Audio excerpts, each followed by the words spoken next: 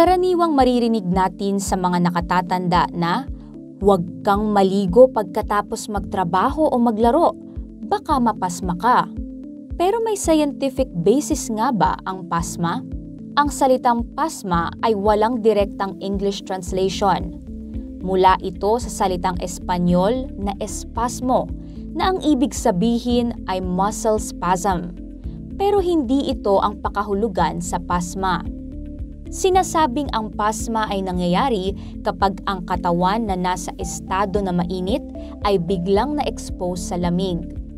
Halimbawa, pagkatapos ng maghapong paglalaba, pagpaplantsa o pag-eehersisyo, pinaniniwalaan na ang pagligo agad ay magdudulot ng pasma. Ilan sa mga sintomas na iniuugnay sa pasma ay ang panginginig ng kamay, pagpapawis at pamamanhid ay may ibang paliwanag. Pero ayon sa modern medicine, hindi isang medical condition ang pasma.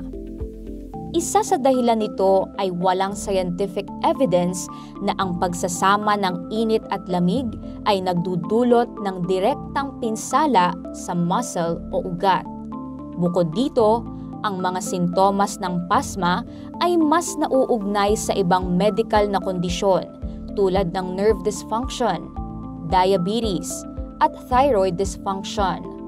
Dagdag pa rito, walang malinaw na paliwanag at ebidensya na maipakita kung paano nagiging sanhi ng pasma ang mga aktibidad gaya ng pagligo o paghuhugas ng kamay pagkatapos magtrabaho.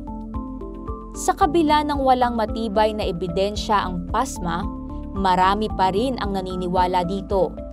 Ang payo ng mga medical professionals, kung madalas makaranas ng panginginig o pamamanhid ng kamay, mas mainam na magpakonsulta sa doktor dahil baka ito ay sintomas ng iba pang medical condition.